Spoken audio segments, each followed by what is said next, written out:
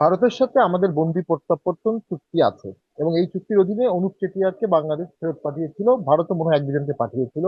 আনিস ভাই যেটা ইঙ্গিত করেছেন, শেখ হাসিনা তো ওখানে বন্দি হিসাবে নাই। এটা হচ্ছে বড় ইস্যু, বন্দি হিসাবে কিন্তু উনি নাই।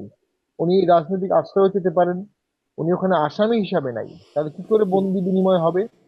নর্মালি যেটা ঘটে থাকে যে কোনো একটা আসামিকে ওখানে কনভিক্ট করা হয়েছে বা এখানে কনভিক্ট করা হয়েছে, তাকে নিয়ে হুম। আসা হবে, এখানে একটা ইস্যু থাকবে। আরেকটা হচ্ছে, ওই প্রত্যাবর্তন চুক্তিতেই বলা আছে যদি মামলাটা পলিটিক্যাল ক্যারেক্টারের হয়, তাহলে প্রত্যাবর্তন করতে বাধ্য থাকবে না। তো এটা তো পলিটিক্যাল ক্যারেক্টার যে কেউ বলতেই পারে ব্যাখ্যা করে। আর একটা ফোর্থ ইস্যু হচ্ছে মৃত্যুদণ্ড দেওয়ার কারণে অসংখ্য দেশ যারা প্রত্যাবর্তনের পক্ষে ছিল, মৃত্যুদণ্ড দেওয়া হলে তারা প্রত্যাবর্তনের বিপক্ষে মতামত দেয়। তো ইন্টারন্যাশনাল যে প্রেশারটা শেখ হাসিনাকে প্রত্যাবর্তনের জন্য হতো, সেটা মৃত্যুদণ্ড দেওয়ার কারণে হবে না। তো সেদিক থেকে আমরা মনে করি শেখ হাসিনা বাংলাদেশে আসবে, ফাঁসি হবে। এইটা নাহিদ ইসলামও বিশ্বাস করে না। হুম। কিন্তু এই মুহূর্তে পলিটিক্যাল কার্ড হিসাবে শেখ হাসিনাকে দিতে হবে, না দিলে ভারত আহ ভারতের সাথে সম্পর্ক থাকবে না, ভারতের সাথে সম্পর্ক ছিন্ন করে ফেলবো। আর ভারত কার্ড, পুরো জিনিসটা ভারত কার্ড খেলা, এটা বাংলাদেশের রাজনীতিতে চরম ভাবে ডমিনেট করে। অ্যান্টি ইন্ডিয়ান একটা হাইপ উঠালে ভোটে রাজনীতিতে সুবিধা হয়। 71 সালে ভারত আশ্রয় না দিলে আমরা তীব্র বিপদে পড়তাম, তীব্র বিপদে। আরো বহু লক্ষ কোটি লোক মারা যেত। ভারত প্রায় কয়েক কোটি রিফিউজিকে আশ্রয় দিয়েছে, এটা বাস্তব কথা। এবং যুদ্ধ করেছে আমাদের সাথে, অনেক পরে যুক্ত হয়েছে। এবং স্বাধীনতার পরে বঙ্গবন্ধু 10 তারিখে যখন আসলেন, উনি বললেন ভারত সম্পূর্ণ সৈন্য বাংলাদেশ থেকে নিয়ে ভারতে চলে গেছে। হুম। একটা সৈন্য বাংলাদেশে ছিল না, এবং 1 ইঞ্চি জায়গা নিয়ে যায়নি। তো এরপরেও ভারতের সাথে আমাদের জনগণের রিলেশনটা তৈরি হয়নি কয়েকটা কারণে। একটা হচ্ছে আওয়ামী লীগের পরপর 3টা ভোট করার কারণে এই দেশের বাকি সব দল এবং ভোটাররা মনে করে ভারতের প্রচ্ছন্ন সহযোগিতায় ভোটগুলো করা হয়েছে। ভারত শুধু আওয়ামী লীগ ছাড়া আর কোনো দলের সাথে সম্পর্ক করতে আগ্রহী না। এটাও পুরোপুরি হুম। সত্য না, কিন্তু ভিজিবল হয়েছে হুম। এখন। না, জাতীয় পার্টির সাথেও রেখেছে আর কি, মানে আওয়ামী লীগের সাথে যারা ছিল তাদের সাথে। তাদের সাথে জিয়াউর রহমানও ভারতে গিয়েছিলেন, মোবারক দেশাই সময় ভারতে গিয়েছিলেন, জিয়াউর রহমানও গিয়েছিলেন। সবার সাথেই ছিল, কিন্তু 14 থেকে আসলে ব্যাপারটা একটু অন্যরকম ভাবে সবার কাছে প্রতীয়মান হয়েছে। এখন হুম। যেটি যারা ভারতের বিরুদ্ধে তীব্র ভাষায় কথা বলছে, তারা কিছু জিনিস অনুভব করছে না। একটা হচ্ছে, ভারত তার সেফটি সিকিউরিটি সোভারেন্টির বিষয়ে ন্যূনতম ছাড় দেবে না। শুধুমাত্র সিটি ব্যাংকে অ্যাকাউন্ট থাকলেই করতে পারবেন গুগল পে, তাই অ্যাকাউন্ট খুলুন আজই। এবং বাংলাদেশও দেবে না। হুম। এখানে পাল্লায় পাল্লায় কথা বলেছি আমরা সারা জীবন। আরেকটি হচ্ছে, বাংলাদেশ থেকে ভারতে কোনো পণ্য যাওয়ার দরকার হয় না। ভারত থেকে বাংলাদেশে কিছু কম দামে পণ্য আসতে হয়, পেঁয়াজ সহ অন্য কিছু।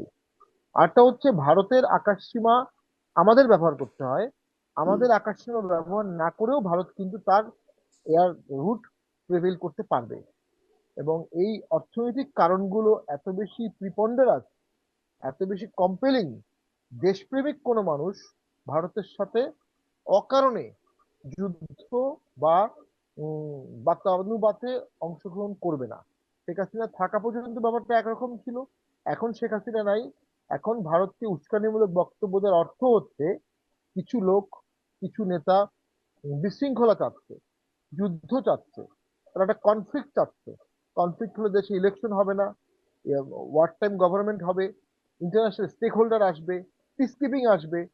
এটা আমি আগেও বলেছি, 1 বছর আগেও বলেছিলাম। এখনো সেদিকেই বাংলাদেশ যাচ্ছে। তো তারা রাজনৈতিক ভাবে আমি মনে করি দেশপ্রেমিকটা দেশের মানুষকে ভালোবাসে না। এটা 16 কোটি 18 কোটি লোকের একটা দেশ। এটা অর্থনীতি এলোমেলো হলে দুর্ভিক্ষের সম্ভাবনা দেখা যায়, চালের সংকট, এখানে আমাদের ক্রাইসিস ম্যানেজমেন্ট।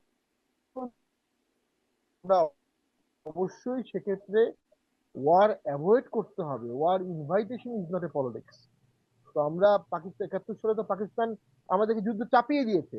বঙ্গবন্ধু তো ওয়ার অ্যাভয়েডের সর্বোচ্চ চেষ্টা করেছেন, 25 তারিখ পর্যন্ত আলোচনা করেছেন। উনি হুম। ভোটে জিতেছেন, উনি এখন সংসদে যাবেন, প্রধানমন্ত্রী হবেন, এখানে আলোচনার কি আছে? কিন্তু উনি আলোচনা করেছেন 25 তারিখ পর্যন্ত, এবং খুব ভালো মতোই বুঝছিলেন আলোচনা ফেল হবে। এবং 24 তারিখে তাকে ওই বেলুচিস্তানের কাকি বলল তুমি কি ভাবছো, উনি বললেন আমি কিন্তু একজন মুসলিম লীগার ছিলাম। অর্থাৎ উনি হুম। ইউনাইটেড পাকিস্তান ভাঙতে চাননি, যুদ্ধ চাননি। ফাতিমাতেও কিন্তু উনি পূর্ণাঙ্গ যুদ্ধ ঘোষণা করেননি, এটা নিয়ে অনেকে ক্ষুব্ধ আছে। কিন্তু পাকিস্তান 26শে মার্চ আমাদের যুদ্ধ চাপিয়ে দিয়েছে। যে পাকিস্তান যুদ্ধ চাপিয়ে দিয়েছে, সে পাকিস্তানের জাহাজ এখন আমাদের এখানে আসতেছে, সে পাকিস্তানের পররাষ্ট্রমন্ত্রী বা সে পাকিস্তানের সেনারা আমাদের এখানে আসতেছে। তো এগুলো তো রং মেসেজ যাচ্ছে। বাংলাদেশের অর্থনৈতিক সক্ষমতা, মানে হুম পাকিস্তান কি হেল্প করতে পারবে, কতটুকু পারবে? পাকিস্তানের একটা নিউক্লিয়ার বোমা আছে, ওরা হুম পাথর খেয়ে নিউক্লিয়ার বোমা একটা করেছে, একটাই করেছে। তো ওটা তো যে কোনো ডিফেন্স স্ট্র্যাটেজির অনেকগুলো ধাপের পরের ধাপ। তো তার আগের যে স্টেজ গুলো, সেগুলো তো আমাদেরকে হ্যান্ডেল করতে হবে। হুম। মানে তো আপনি আমি আসলে মনে করি সম্পর্কের কথা বলছেন যে সম্পর্ক করে আমাদের আসলে কি হচ্ছে, আমরা কি পাচ্ছি, সেই প্রশ্নগুলোও একটা থাকে কি কিন্তু পেতে পারে, কি মানে হতে পারে।